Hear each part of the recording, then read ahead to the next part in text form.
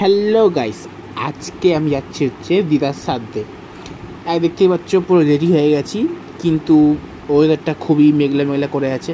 ঠিক আছে, বৃষ্টি হয়েছে সকালবেলা একবার, আর চলে এসেছি তারপরে মামার বাড়িতে। আর আমি দিদার সাথে ব্লগ কেন করছি? যাতে আমি মরে গেলে আমার নাতি নাতনি বা আমার ছেলে মেয়ে এইভাবে ভিডিও করতে পারে বা ভিডিও করে, তাই জন্যে করে যাচ্ছি। আমাকে দেখে যাতে উৎসাহ জাগে তাদের, তাই জন্য আমি দিদার সাথে ব্লগটা করে যাচ্ছি। তারপরে সকালবেলা এসে জলখাবার খেলাম হচ্ছে লুচি আর আলুর তরকারি। তারপর ছাদে চলে আসলাম। এখানে দেখো অলরেডি পাঁপড় চিপস ভাজা হয়ে গেছে, রান্নাবান্না অনেকটা শুরু হয়ে গেছে।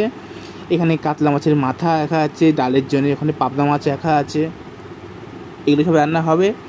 আর ওখানে ডাল সেদ্ধ হয়ে গেছে, অনেকটা রান্নাবান্না এগিয়ে গেছে। আর ওখানে কাতলা মাছ আছে। বেশ দুপুরের মেনুটা বেশ জমে যাবে আজকে। ঠিক আছে, এখানে সব সবজি মশলা সব বাটা আছে। এখানে হচ্ছে শুক্তো হয়ে গেছে, তারপরে এসে দেখি চাটনি হয়ে গেছে, ডাল হয়ে গেছে। আর এখন বাজে হচ্ছে মাত্র 12টা, তার মধ্যে সব রান্নাবান্না কমপ্লিট, মানে মোটামুটি। তারপর নিচে চলে আসলাম, এসে একটা রিলস বানিয়ে নিলাম। একটা বলতে গিয়ে 2-3টে বানিয়েছি, সেটা তোমার রিলস ভিডিও গিয়ে দেখে নিও। গানটা এখানে দিলাম না, কারণ কপিরাইট প্রবলেম, তাই জন্য দিলাম না। তারপর চলে আসলাম খেতে, কিন্তু খেতে ইচ্ছা করছে না মোটে, কেননা দিদা মারা গেছে, মনে একটা কষ্ট আছে। তাও খেতে হবে, কিছু করার নেই, কেননা পেট তো আমার মানছে না। তাই জন্য পুরো দুখানা পাবদা, ডাল, চিপস, শুক্তো, কাতলা মাছ দিয়ে জমিয়ে খেয়ে নিলাম একদম। ঠিক আছে, আর এই সব দর্শক খেয়ে দিয়ে বসে আছে একদম লাস্ট ব্যাচে। ঠিক আছে, গল্প করছে। আর এই দেখো কাতলা মাছ, দেখো কাতলা মাছের পেটি ব্যাপক হয়েছে খেতে রান্নাটা, মানে মাছের কী বলে কষা যাও। তারপর চলে আসলাম চাটনি আর পাঁপড়, কারণ আমি তো মিষ্টি খাই না, আমার এই অবধি ইতি। আর সব কচি কাঁচা বসে বসে পাঁপড় খাচ্ছে এখনো বসে বসে। ঠিক আছে, নতুন শাড়ির দোকান। ঠিক আছে, তারপর চলে আসছে আমাদের নতুন শাড়ির দোকান। দেখো আমি কি বলছি। আচ্ছা, এর দাম কেমন আছে?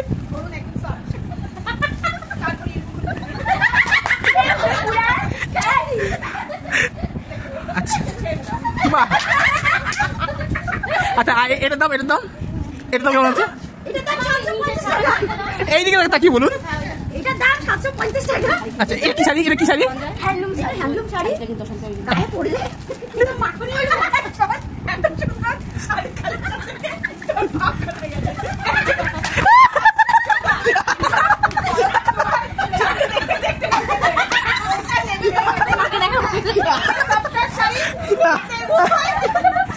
এইটা দিয়েছে, ওটা দিয়েছে হচ্ছে আমার মামি। সবাই কেউ একদিন দিয়েছে। আচ্ছা, আর এটা এটা হচ্ছে কালী পুজো স্পেশাল। জবা ফুল না, কালী পুজো জবা ফুল নে গাইয়ে ফেলো, গাইয়ে রাখো, গাইয়ে বলো জবা ফুল। ওই বিক্রি করতে সেল করতে। ও দেবী বলুন। আচ্ছা, দেবী বলুন। ঠিক আছে, এবার বলুন দেবী বলুন শাড়ি এর দাম কত? তারপরে এই যে দেখুন স্টিচ করা আছে। একদম কাটাচ্ছিস। জবা ফুলের স্ট্যাম্প মারা আছে। তাই হাতের অবশ্যই। ও বাবা, মানে জবা ফুলের স্ট্যাম্প মারা আছে। চাইনা রো এই তাদের লোকে পড়বে না, কিনবেও না। এটা প্রাইসটা বললেন না? হ্যাঁ, 250 টাকা। প্রাইসটা এখন বলা যাচ্ছে না। 1.5 টাকা। না, স্পেশাল আপনারাই। এটা আপনাদের জন্য অফার আছে। আচ্ছা দেখো 250 টাকা। 2800। 250 মানে একটু লাইন লেগে যাবে। অফার প্রাইস আমাদের 200 টাকা। আরে এবার আপনি দেখান। মাত্র 200 টাকা। কাঁথা স্টিচ করা। মাত্র 200 টাকা। আমি 200 টাকায় না করে দেবো। জলের দামে ফলে। তাহলে আমি ভাই 50 পিস নেবো। কাঁথা স্টিচ নেই, 50 টা হবে না। যে কোনো কালেকশন একটা করে দিতে পারবেন।